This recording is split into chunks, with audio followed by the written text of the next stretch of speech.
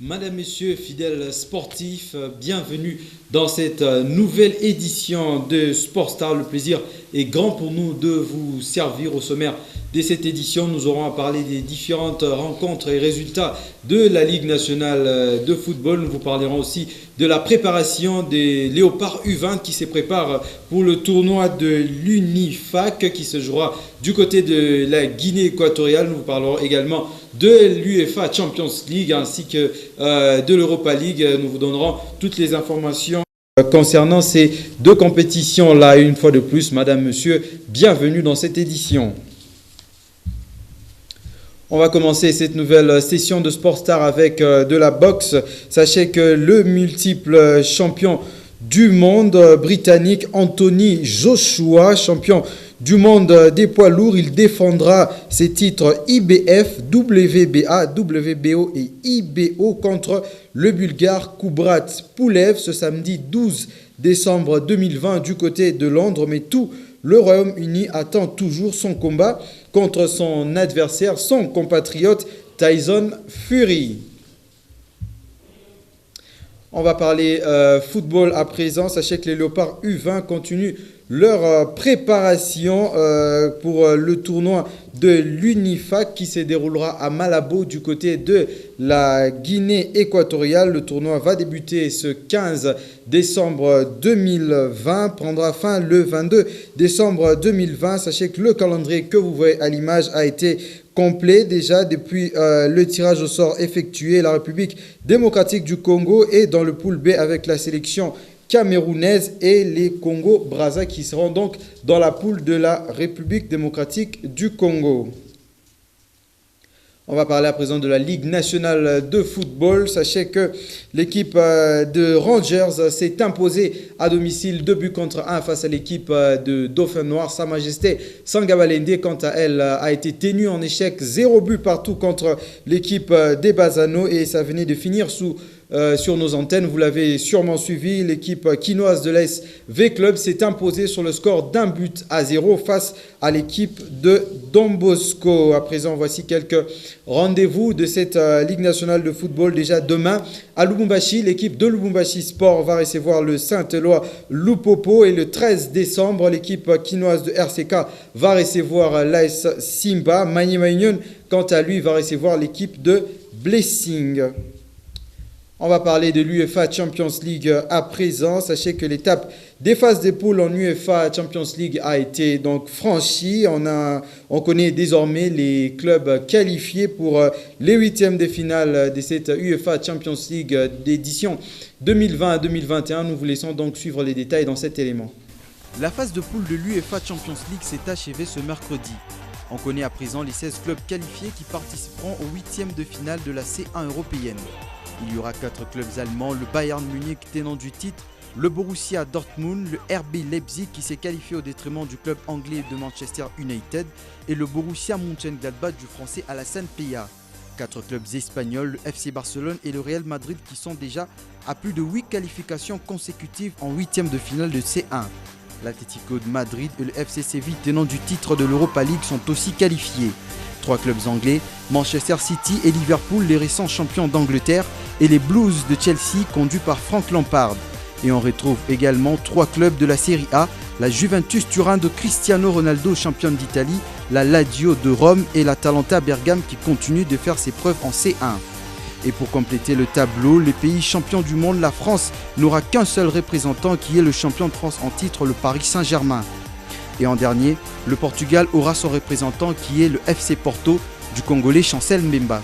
Et à l'issue de cette phase de poule, le classement des buteurs est dominé par l'Espagnol de la Juventus Turin Alvaro Morata, suivi du Brésilien du Paris Saint-Germain Neymar Junior, ainsi que de l'Anglais Marcus Rashford.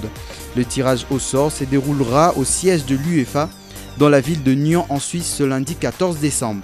Parmi ces 16 clubs, 2 seulement se retrouveront en finale en Turquie, au stade olympique Atatürk d'Istanbul. Et avant de continuer avec les nouvelles à l'international, je voulais annoncer tout à l'heure, l'équipe quinoise de l'SV Club s'est imposée 1-0 face à l'équipe des Salésiens des Don Bosco. Je vous l'avais dit tout à l'heure, vous l'avez donc suivi sur nos antennes. Nous allons donc vous proposer de suivre le résumé de ce qu'a été cette rencontre. C'est un élément que nous a fait Michel Mbayo. Et c'est la fin de la partie, 1-0. Toujours invaincus depuis le début de la saison, les hommes de Florent Ibenge ont enchaîné avec une autre victoire après celle ramenée il y a peu à Goma face aux Dauphins Noirs. Dès l'entame de la partie, les Moscovites se montreront maîtres du terrain. Fiston Kalala s'illustre déjà à la 9e, mais son incursion sera non concrétisée. Une minute plus tard, sur un débordement à gauche, Mustapha coupe la trajectoire d'une superbe talonnade pour l'ouverture du score. Les Salésiens vont tout donner en collectif qu'individuel sans trouver les chemins de filet. La 65e minute aurait été la bonne, mais le coup franc joué sera contré par le mur avec le bien. Pas égalisé. Il faudra encore attendre. Oh non, c'est mal joué. Veclub restera engagé techniquement et conserve son avance jusqu'au coup de sifflet final. 26 points ex-aequo avec les TP Mazembe. Veclub reçoit déjà ce dimanche les Kamikazes de Simbalo là-bas, alors que Don Bosco sera aux prises au terrain club Motema Pembe. Et on va donc continuer de parler de ce qui se passe du côté du football européen. À l'issue donc de cette phase de poule de l'UEFA Champions League, les clubs ces différents clubs ont été donc reversés en Ligue Europa, comme vous le voyez à l'image. Il s'agit du RB Salzbourg, du Shakhtar Donetsk, de l'Olympiakos, de l'Ajax Amsterdam, de l'équipe russe de Krasnodar, l'équipe belge de Bruges, le Dynamo Kiev, ainsi que les Anglais de Manchester United sont donc reversés en Europa League à l'issue de ces phases de poule de l'UEFA Champions League. Toujours en UEFA Champions League, sachez que l'Égyptien Mohamed Salah est entré encore plus dans l'histoire du club de Liverpool. L'Égyptien a marqué son 22e but en C1 sous le maillot de Reds. Ce but contre l'équipe de Midtjylland place l'Égyptien au sommet de la liste des meilleurs buteurs en Coupe d'Europe pour l'équipe de Liverpool. Il bat donc le record détenu par la légende britannique Steven Gerrard et donc l'Égyptien devient le meilleur buteur de cette équipe de Liverpool en toute compétition européenne confondue.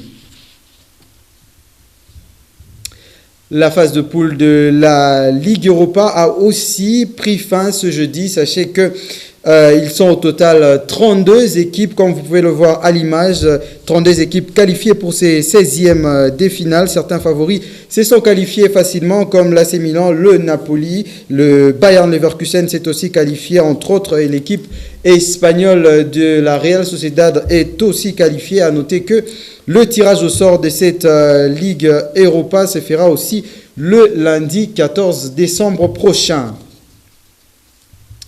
Et voici à présent les classements des buteurs à l'issue de cette phase de poule de l'UEFA Europa League. Le classement est dominé par le joueur du Benfica, Pizzi, qui compte 6 buts, suivi du Lillois Youssouf Yazici qui en compte 6 également. Léon Ballet compte 5 buts, le joueur du Bayern Leverkusen. Darwin Núñez est 4e avec 5 buts aussi au compteur. Et le dernier de ce top 5, c'est Don Hill, j'y arrive, Malen, le jeune néerlandais du PSV Eindhoven qui compte également 5 buts dans cette Europa League. Et la nouvelle a été officialisée il y a quelques minutes de cela. Les 3 finalistes comptant pour le trophée FIFA The Best ont été dévoilés. Les 3 finalistes de cette nouvelle édition de FIFA The Best. Il s'agit donc du Portugais Cristiano Ronaldo de la Juventus Turin. Lionel Messi est aussi finaliste. Ils sont complétés par les Polonais du Bayern Munich, Robert Lewandowski. On va donc finir cette édition de Sport Star avec cette nouvelle de la FIFA. Sachez que la Fédération internationale de football vient de rendre à jour son dernier classement de l'année 2020. Le classement FIFA reste dominé par la Belgique qui est qui reste première de ce championnat. L'équipe championne du monde, la France, vient à la deuxième position. Le Brésil de Neymar dos Santos Junior est placé troisième. L'Angleterre de Marcus Rashford est placé à la quatrième place. Le Portugal de Cristiano Ronaldo est donc cinquième. Voilà donc le top 5 de ce classement FIFA. La République démocratique du Congo, quant à elle, pointe à la 60e place de ce classement de la FIFA. Voilà donc ce dernier classement que la Fédération internationale de football a mis à jour. C'est donc là, madame, monsieur, la fin de cette édition de Sport Star. Nous avons été ravis de vous servir. Joël Banewa, c'est comme ça que je me fais appeler. Jeff Kalango était derrière les 1000 boutons, il nous a permis d'arriver jusque chez vous. Jean Kalenga était derrière les caméras. Merci à la programmation de Freddy Chizika et surtout à la supervision d'Olivier Touta. Nous vous donnons donc rendez-vous demain à la même heure pour un nouveau numéro de Sport Star. D'ici là, restez branchés sur le programme de la chaîne étoilée. Au revoir.